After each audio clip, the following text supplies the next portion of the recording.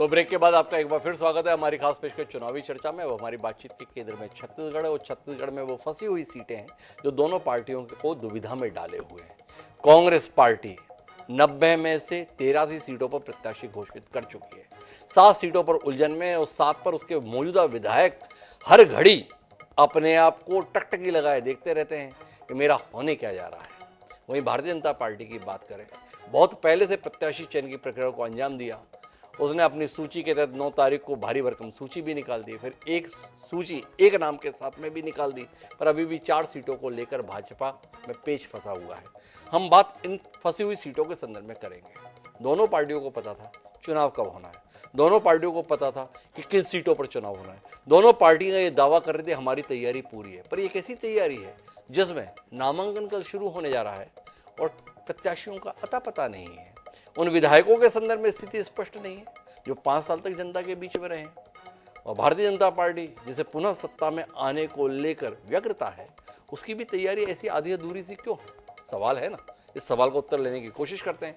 3 खास मेहमान हमारे साथ में आरपी सिंह जी हैं, कांग्रेस पार्टी के आक्रामक प्रवक्ता हैं। हमारे साथ दूसरे प्रवक्ता भी उतने ही आक्रामक है, नाम संजय श्रीवास्तव है। और इन दोनों के बीच में सौम्य तरीके से बात रखने के लिए ख्यात वरिष्ठ पत्रकार रवि भोई जी हमारे साथ हैं। आप तीनों का स्वागत है। और शुरुआत आरपी सिंह जी से करते हैं। इतनी मेहनत, इतनी सक्रियता, इतनी बैठकें, इतने मंथन, इतने चिंतन के बाद भी 7 सीटों को लेकर उलझे फंसे से आप क्यों हैं आरपी जी? थोड़ा समझाइए ना। छत्तीसगढ़ की जनता जानने के लिए बेकरार है। 6 विधायक आपके हैं, सबने बड़ा अच्छा काम किया था, फिर भी उनके भाग्य को लेकर आप इतने रूठे से क्यों हैं, जानने के लिए हम सब परेशान हैं। जी आरपी जी।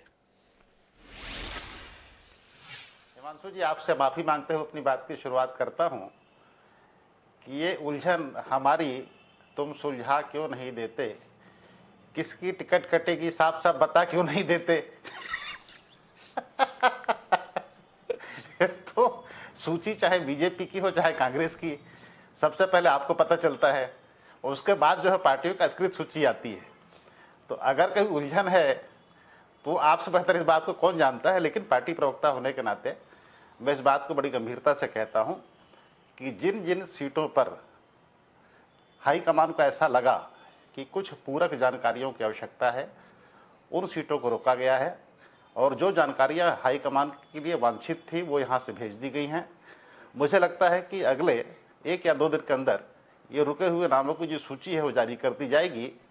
और जिस तरीके से आपने हमारी पुरानी सूची को देखा दोनों, और 83 नाम जो सामने आए वो बहुत ज़्यादा चौंकाने वाले लेख थे, और पार्टी के फीडबैक और जनता से मिले हुए फीडबैक के आधार पर इन नामों का हमने चयन किया था। तो मैं पूरा विश्वास दिलाता हूं प्रदेश की जनता को कि हमारे जो बचे हुए 7 नाम आएंगे वो भी इसी तरीके से आएंगे जिनका पार्टी के कार्यकर्ता और क्षेत्र की जनता स्वागत करेगी।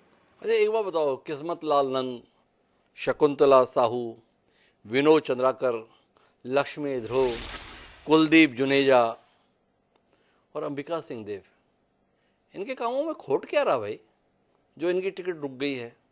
भाई निर्वाचित विधायक थे 5 साल से, इनकी टिकट रुकी हुई है आरपी सिंह जी। मतलब उन लोगों के लिए कितनी तकलीफ होती होगी घर से बाहर निकलने के संदर्भ में। तो थोड़ा इसके विषय में तो बताइए, क्या ऐसा हुआ भाई जिसके कारण से इनकी टिकट अभी तक घोषित नहीं हो रही या इनकी जगह पर टिकट नहीं मिल रही? अभी जो सूची आई है, पहली सूची दूसरी सूची, आपने देखा होगा कि 18 लोगों को पार्टी ने टिकट नहीं दिया है जी। सामान्य बातचीत की भाषा में कहते हैं कि इनकी टिकट कट गई है, लेकिन मैं शाब्दिक रूप से किसी के टिकट कट जाने वाले शब्द से सहमत नहीं हूं। मुझे ऐसा लगता है, हाँ, भाजपा की होती तो आप बिल्कुल आक्रामक तरीके से बोलते हैं इनकी कट गई है। अब आपका विषय है तो कैसे बोलते हैं कट गई है? नहीं, हमारे यहाँ जिम्मेदारियां जो है लोगों को बदल दी जाती हैं, भाजपा में कटती है, बस ये थोड़ा सा अंतर है जी। तो मुझे लगता है कि अंतिम जो दौर है, जो अंतिम दौर है उसका जो है बातचीत चल रही है और बहुत जल्दी जो है। अच्छा आरपी जी, एक सवाल का उत्तर दीजिए, फिर संजय श्रीवास्तव जी के पास चलते हैं।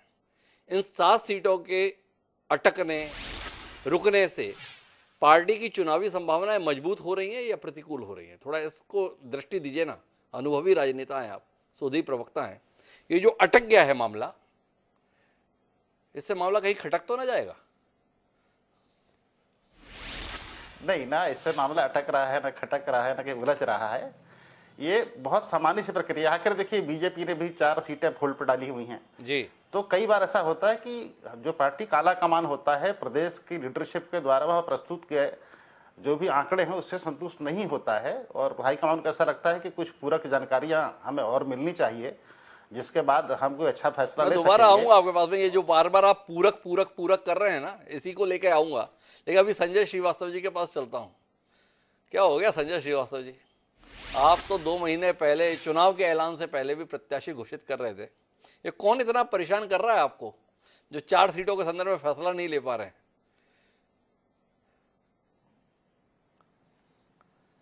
देखिए मंशु जी, जी जो आरती ने कहा ना, लगभग वही स्थिति है कि लोग जो बची हुई सीटें हैं जी उसको परिणाम को देखने के लिए रोज सुबह सबसे पहले आपके चैनल को ही निहारते हैं कि शायद उससे जानकारी कुछ प्राप्त हो जाए।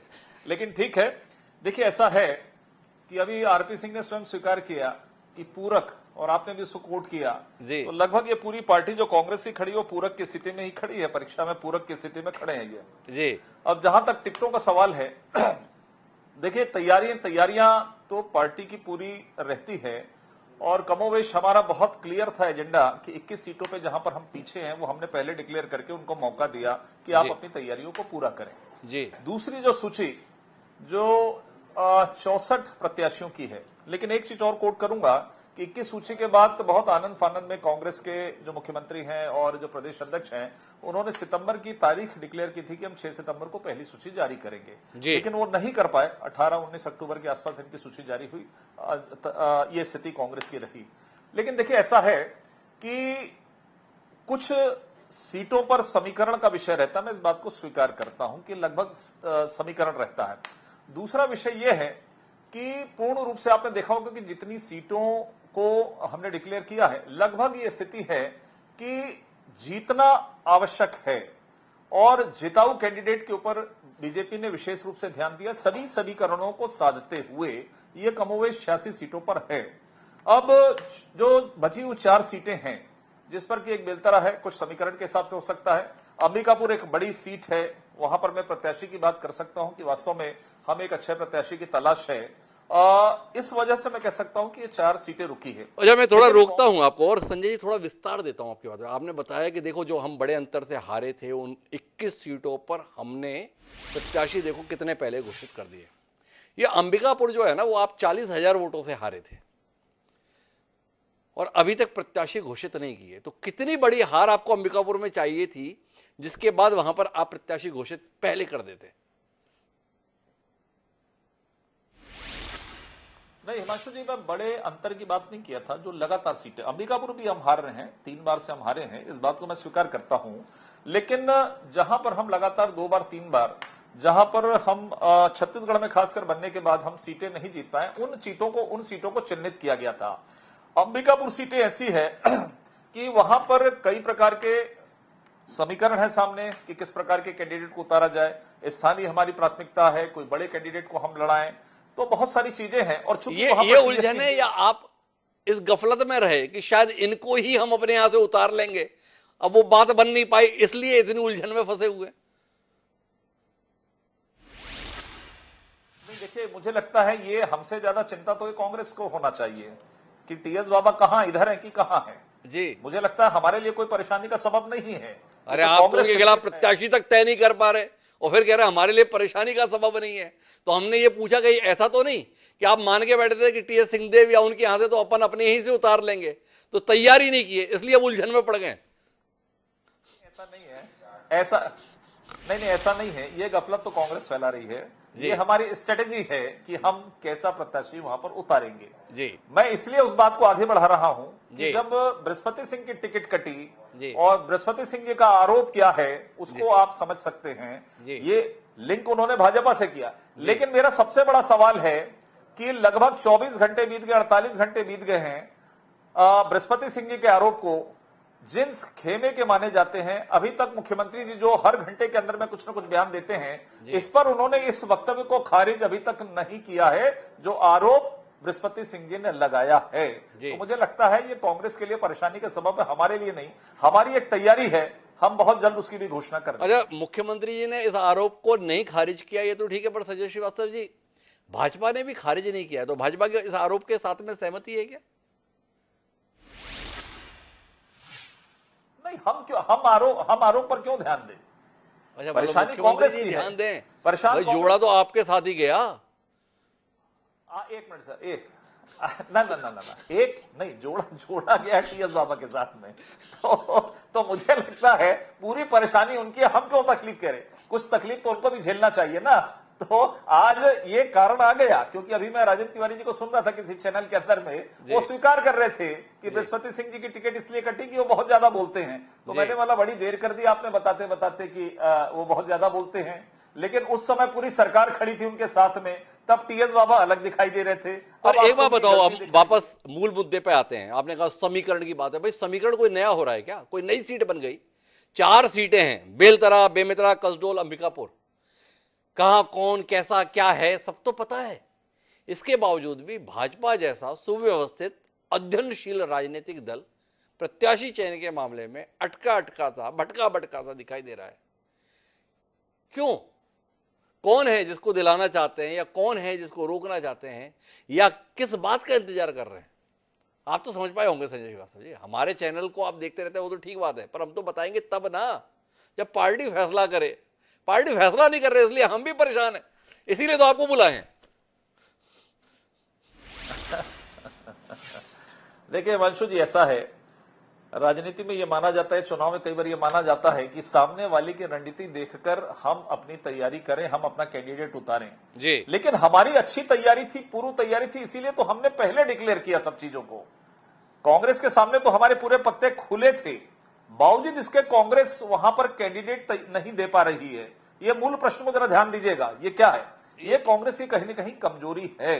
अब ऐसा है कि कुछ सीटों, कुछ 2-4 जो सीटें हैं, वो वास्तव में ये मैं कह रहा हूं कि कुछ समीकरण हैं जहां पर हो सकता है कि कुछ हमारे आनुपातिक रूप से हमने कुछ चीजों को पूरा नहीं कर पाया हो।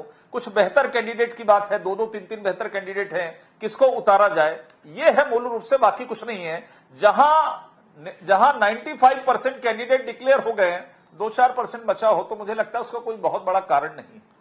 तो संजय श्रीवास्तव जी खुद ही इस पहेली में उलझे हुए हैं कि क्यों नहीं घोषित कर रहे हैं, तो अब वो हमारे को क्या बताएं। पर हमारे साथ में रवि भोई जी हैं, ये दोनों हमारे साथ में, दोनों दलों के जो प्रवक्ता बैठे हैं ना, उलझन में हैं। भोई साहब, क्यों हमारी पार्टी घोषित नहीं कर रही? आरपी सिंह जी ने तो फिर भी बचाव का रास्ता खोज लिया, बोले पूरक जानकारी मांगेगी, ये जानकारी भेजी है, उसके आधार पर फैसला होगा। अब भाजपा के संजय श्रीवास्तव तो ये कह नहीं सकते कि हमारे राष्ट्रीय नेतृत्व के पास जानकारी रहती नहीं, जितनी प्रदेश को नहीं रहती उससे ज़्यादा राष्ट्रीय नेतृत्व को रहती है। तो संजय श्रीवास्तव जी के पास भी ये दलील नहीं रही, पर आपके पास है कोई कारण खोजना की वजह कि आखिर ये सूची घोषित क्यों नहीं हो रही? देखिए हिमांशु जी, पहले बीजेपी की बात करें। बीजेपी ने तो चुनाव घोषणा के पहले कर दिया, लेकिन 4 सीट पे फंस गई है। अब संजय जी बोल रहे हैं कि बड़े चेहरे, अब केंद्रीय मंत्री को अंबिकापुर सरगुजा से सांसद हैं, उनको भरतपुर सोनहर टिकट दे दिया। यदि टीएस के खिलाफ वो चुनाव लड़ना चाहते थे, उससे बड़ा नाम उस इलाके में और कोई नहीं था। तो कहीं ना कहीं पार्टी उलझी हुई कि टीएस सिंहदेव के खिलाफ कमजोर प्रत्याशी दिया जाए या मजबूत प्रत्याशी दिया जाए, और इसी उलझन में उलझी हुई। दूसरा कसडोल की बात है, कसडोल में क्या किया जाए ये समझ में नहीं आ रहा है। जो पिछले बार हारे हुए कैंडिडेट थे उनमें से अधिकांश को टिकट दे दिया गया, और वहाँ जो पिछली बार हारे हुए थे उनको नहीं दिया गया है, तो उनको क्या किया जाए। बेलतरा और बेमेतरा जो सीट है, बेमेतरा में बात आ रही है कि वहाँ ब्राह्मण से दिया जाए या किसी दूसरे को दिया जाए। तो उलझन बहुत सारा है, पर उसके में फंसा हुआ है बीजेपी कि क्या करना है क्या नहीं करना है। ये असमंजस की स्थिति में, असमंजस में नहीं होती पार्टी तो अब तक टिकट घोषित कर दिया जाता। दूसरा, जहाँ तक कांग्रेस की बात है, कांग्रेस में जो 7 सीटें रुकी हुई, उन 7 सीटों में अभी कांग्रेस के ही एमएलए हैं, और कई एमएलए के टिकट काट दिए गए। और टिकट कटने के बाद जिस तरह से नाराजगी सामने आ रही है, कुछ जो विधायक थे अब वो कह रहे हैं कि हम निर्दलीय लड़ेंगे। तो इस असमंजस में वहाँ कांग्रेस भी आ गई कि विधायकों का टिकट काटा जाए या नहीं काटा जाए। उनका परफॉर्मेंस यदि खराब था तो अभी तत्काल फैसला लिया जाना चाहिए था। जो 18 टिकट काट दिए, इन 7 का भी कर लेना था। तो कहीं ना कहीं ये देख रहे हैं कि आने वाले दिनों में और विवाद की स्थिति ना हो जाए या इससे नुकसान नहीं हो जाए। तो ये नुकसान, नफा नुकसान के गुणा भाग में, नफा नुकसान के गुणा भाग में रवि भोई ने बड़ा मस्त दृष्टिकोण दिया है। आरपी सिंह जी बताया है कि भाई आप 18 विधायकों को पहले ही निपटा चुके हैं, आपने कहा कि हम कटा हुआ तो बोलेंगे नहीं, कोई और जिम्मेदारी दी जाएगी। तो पहले इन 18 लोगों को मना लें, फिर बचे हुए 6 को मनाएंगे। क्या इस तरीके से बोझ थोड़ा कम रहे रूठने मनाने का, इसलिए रोका गया है?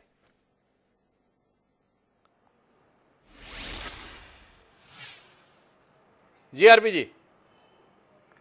देखिए, ऐसी कोई बात नहीं। सबसे पहली बात तो संजय श्रीवास्तव जी ने आज पहली बार आपके चैनल पर एकदम सच बात कही है। सबसे पहली बात तो है कि संजय श्रीवास्तव ने आपके चैनल पर पहली बार जो है सच कहा है कि टीएस सिंहदेव को लेकर भारतीय जनता पार्टी को लेकर वो अपने कल उनको लेकर कोई परेशानी नहीं है। ये बात सच है जी। उनको पता है चुनाव कोई भी लड़ेगा, परिणाम क्या होगा, तो इसलिए उनको लेकर परेशान होने की आवश्यकता भी नहीं है जी। दूसरी बात आपने जो कही उसका मैं विरोध करता हूं। आपने कहा कि जब पार्टी डिक्लेयर करती है तब आप उन सीटों को अपने चैनल पर डिक्लेयर करते हैं। आज तक मैंने ऐसा होता कभी देखा नहीं है जी। वो डिक्लेयर पहले आप करते हैं फिर पार्टी करती है, मैंने देखा है। दूसरी बात, जो 7 जगहों पर रुकी वाली बात है, मैंने जैसे आपसे निवेदन किया था कि जो जानकारी हमको चाहिए थी वो हमने यहाँ से भेज दी हैं। बहुत जल्द जो है वो नाम आ जाएंगे सामने। और जहाँ तक विरोध की बात है, तो अगर 18 लोगों को टिकट से वंचित किया गया है तो मुश्किल से 1 या 2 जगह से मुझे विरोध के स्वर सुनाई दे रहे हैं। बाकी आप देखेंगे दक्षिण में हमारे यहाँ से 4-5 लोग थे दावेदार, लेकिन आज महंत राम सुंदर दास जी ने बैठक ली तो सारे के सारे दावेदार वहाँ खड़े हो गए थे। आपने आज ही का वीडियो देखा होगा, जतिन जायसवाल को जगदलपुर में टिकट दिया गया था, 4 या 5 दावेदार थे, लेकिन सभी एक मंच पर खड़े हो गए थे। तो कांग्रेस पार्टी में ऐसा नहीं है कि कोई ये टिकटों के वितरण को लेकर बहुत ज़्यादा नाराजगी हो। सब एकजुट हैं, सब एक साथ हैं और भूपेश पर भरोसा है। अब की बार 75 पार का जो नारा हमने दिया है वो हम करके दिखाएंगे। अरे आरपी जी, ये बता दो, सब कुछ इतना अच्छा है ना, तो इन 6 विधायकों को तरसा क्यों रखा है? क्यों उनकी नींद उड़ा रखी है? सब कुछ अच्छा है ना, 75 पार हो रहे हो तो फिर जाके इन 6 विधायकों ने, 7 में से 1 विधायक भाजपा का है धमतरी के संदर्भ में, तो सब कुछ इतना अच्छा है तो इनके साथ इतना बुरा क्यों कर रहे हो आरपी सिंह जी?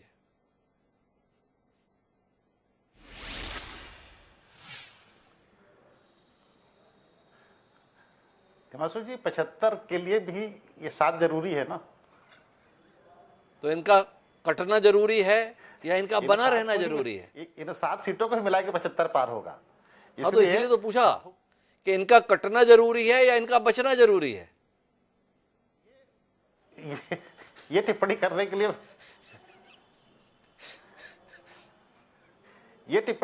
लिए मैं बहुत छोटा आदमी हूं, क्योंकि फैसला हाईकमान का होता है। लेकिन हाईकमान जो भी फैसला लेगा वो सबके हित में होगा, प्रदेश की जनता के हित में होगा, पार्टी के हित में होगा और जो प्रत्याशी उनके भी हित में होगा। आरपी सिंह जी, उलझन में है, क्या कहूं, पर संजय श्रीवास्तव जी को सहूलियत है। संजय श्रीवास्तव जी बीच में हस्तक्षेप करना चाह रहे थे। जी संजय जी, आरपी सिंह जी की सहूलियत के लिए कुछ हस्तक्षेप करना चाह रहे थे आप, क्या मदद करना चाह रहे हैं अपने मित्र की? नहीं, मैं सहयोग करना चाह रहा हूं। जब 75 का सपना देखा है तो 6 तो काटना पड़ेगा ना जी। जो बोल नहीं पा रहे हैं, तो ये मान के चलिए कि 6 कट गया जी, तो अब ये 6 कट गए तो 24 हो गए हिमांशु जी, 24 जी। तो हमारा आरोप तो सर्वथा सिद्ध हो गया ना कि इनके विधायकों का परफॉर्मेंस खराब था, जो ये मानते नहीं थे जी कि 25 सीटें बदलनी पड़ रही इनके विधायकों को, अर्थात 5 साल में इन्होंने क्या काम किया है या विधायकों की क्या स्थिति रही है, ये क्लियर हो गई, पहली चीज जी। दूसरा, आरपी सिंह अब ये कह रहे थे कि मेरे को धन्यवाद दे रहे थे, बहुत बोले कि क्लियर कर रहे हैं टीएस बाबा के बारे में। अरे हम क्लियर हो ना हो, उलझन में तो भूपेश बघेल जी रहते ना टीएस बाबा के मामले में जी। हमसे ज्यादा तनाव तो कांग्रेस पक्ष में रहता है कि टीएस का क्या मामला है जी। और इसीलिए शायद वो बृहस्पति सिंह जी के ऊपर में उनका कोई वक्तव्य अभी तक नहीं आया। शायद वो सहमत हो, बृहस्पति सिंह जी के आरोप से सहमत हो, कहीं हमारे ऊपर भी इशारा हुआ, मैं उसको भी स्वीकार कर लूंगा, लेकिन सहमत उन्होंने बता दिया कि टीएस बाबा और भूपेश बघेल जी की क्या स्थिति है, भूपेश बघेल जी ने भी बता दिया। अब आपका प्रश्न को यह तो बता दें।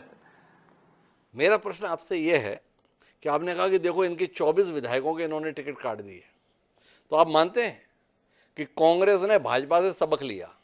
भाजपा ने पिछली बार अपने प्रत्याशियों को मैदान में उतार दिया, बाद में जनता ने उन्हें निपटा दिया।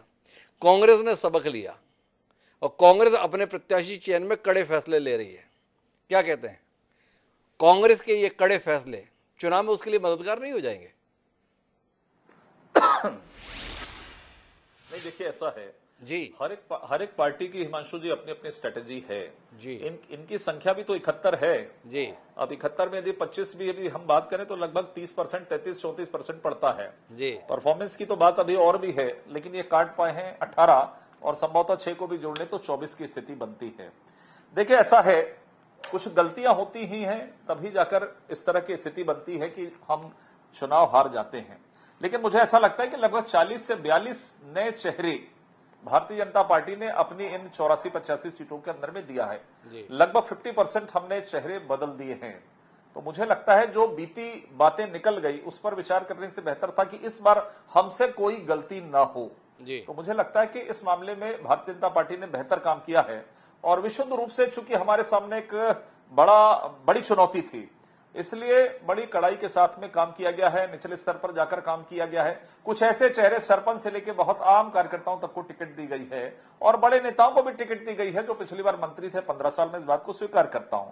तो मुझे लगता है ये मिला जुला अनुभव निश्चित रूप से भारतीय जनता पार्टी को जीत के रास्ते तक पहुंचाएगा और सरकार बनाने में। लेकिन हमें ये सवाल आपसे इसलिए करना है कि भाई आपने 2018 की पराजय के बाद में कड़ा फैसला 2019 में लिया था, वो सारे सांसदों की टिकट काट दी थी, वो सारे सांसदों की टिकट काट के आपने परिणाम भी अपने अनुसार ले लिया था। पर इस बार जब विधानसभा चुनाव आया है, आपने अपने लगभग सभी विधायकों को टिकट दे दिया है, एक अटके हुए हैं और एक कटे हुए हैं। क्या कहेंगे इस पर संजय श्रीवास्तव जी? लोकसभा का इतना सुखद अनुभव, इसके बावजूद अभी फैसला ना ले पाए। नहीं हिमांशु जी, आप ठीक कह रहे हैं, लेकिन प्रत्येक चुनाव की तासीर अलग होती है। लोकसभा का चुनाव अलग मुद्दों पर है। किन मुद्दों पर? राष्ट्रीय मुद्दों पर चुनाव लड़ा जाता है। एक तरफ मोदी जी हैं और विधानसभा के चुनाव दूसरे चेहरे पर लड़े जाते हैं, दूसरे मुद्दों के साथ में लड़े जाते हैं। तो मुझे लगता है कि इससे सीधे तौर पर तुलना नहीं की जा सकती, लेकिन उसका प्रभाव कहीं ना कहीं दिखाई दिया ना, जो हमने किया था। जो आपने कहा कि 2018 में हम टिकट नहीं बदल पाए, लेकिन 19 में यह दिखाई दिया आपको कि टिकटें भी बदली हैं, नए चेहरे भी आए हैं, 40-42 50% जो सीटें बदली हैं। तो मुझे लगता है इसका प्रभाव दिखाई दिया जो 2019 में हमारे प्रयोग से हमको लाभ मिला। के साथ में उलझन है, 13 विधायकों को टिकट मिली हुई है पुराने, उनके न कटने के समर्थन में खड़े हो या कटने के समर्थन में खड़े हो, संजय श्रीवास्तव जी के लिए उलझन है। लेकिन मैं आखिरी दौर की बातचीत के लिए रवि भाई जी आपके पास आना चाहता हूँ और निष्कर्ष के तौर पर यह जानना चाहता हूँ कि प्रत्याशी चयन में ये विलंब इन सीटों पर जो भी मैदान में उतरेगा उसके लिए कितनी कठिनाई पैदा करेगा, क्योंकि बाकी सबको तो कितना समय मिल रहा है। भाजपा की पहली सूची 2 महीने पहले आई, मतलब उन 21 प्रत्याशियों को 2 महीने से भी ज्यादा का समय मिला। दूसरी सूची 9 अक्टूबर को सार्वजनिक हुई। वोटिंग जो होनी है वो तकरीबन 17 तारीख को, फिर भी उन्हें 40 दिन मिल रहे हैं। पर अब जो प्रत्याशी घोषित होंगे कांग्रेस या बीजेपी में, उनके लिए 3 हफ्ते बमुश्किल।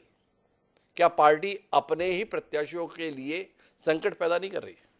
देखिए, सही है कि उनको समय कम मिलेगा और वो असमंजस में जो होगा नहीं होगा, जो दावेदार हैं वो उनमें नहीं है कि हमको मिलेगा या नहीं मिलेगा, तैयारी कैसे किया जाए। तो उनको समय मिलना चाहिए और ये तय करना चाहिए कि नामांकन कल से शुरू होना ना सेकंड फेज का, और ये रुके हुए सारी सीटें हैं सेकंड फेज की है। तो पार्टियों को ये तय करना पड़ेगा जल्दी से जल्दी कि उनको टिकट दिया जाए, नहीं तो ये असमंजस की स्थिति बनी रहेगी। और आज नहीं कल तो करना ही पड़ेगा, क्योंकि चुनाव में तो ऐसा नहीं छोड़ेंगे, तो उसको जल्दी करना चाहिए। जल्दी करना चाहिए। तो हम अगर नतीजे में पहुंचे तो अभी फांस बनी हुई है प्रत्याशी चयन के संदर्भ में, पर प्रत्याशी चयन में विलंब कहीं जीत के संदर्भ में फांस ना बन जाए, ये दोनों पार्टियों के लिए चिंता का विषय होना चाहिए। दोनों पार्टियों को बिन मांगे मशवरा, भाई प्रत्याशी चयन के संदर्भ में फैसला जल्दी कीजिए ताकि आपके पार्टी के प्रत्याशियों को जनता के बीच जाने के लिए समुचित समय मिल सके। आपके माध्यम से ये बात पहुंचेगी तो शायद फैसले के तौर पर कल हम बताने की स्थिति में होंगे। भारतीय जनता पार्टी की केंद्रीय चुनाव समिति की बैठक चल रही है। उम्मीद करते हैं संजय श्रीवास्तव जी की उलझन सुलझ जाएगी। आरपी सिंह जी को अपने स्तर पर तय करना है कि कहां से फैसला आना है, पर जब भी फैसला आए आरपी जी हम इंतजार करेंगे और उन लोगों को शुभकामनाएं देंगे जिनको पार्टी उम्मीदवार बनाने जा रही है। आप तीनों मेहमानों का धन्यवाद इस दिलचस्प चुनावी चर्चा का हिस्सा बनने के लिए। समय है अब आपसे विदा लेने का, तो कहीं जाइएगा नहीं, लेकिन क्योंकि एक बड़े महत्वपूर्ण विषय को लेकर हम आपके साथ में बने रहेंगे। मध्य प्रदेश में भारतीय जनता पार्टी की केंद्रीय चुनाव समिति की बैठक चल रही है। उस बैठक में किन नामों पर विचार संभावित है, किन नामों पर फैसला संभावित है, इसको लेकर बात करेंगे। लेकिन चुनावी चर्चा के संदर्भ में अब समय है याद लेने का। मुझे दीजिए याद, कल फिर मिलेंगे नए विषय के साथ इस कार्यक्रम के तहत। तब तक के लिए सादा पड़ा।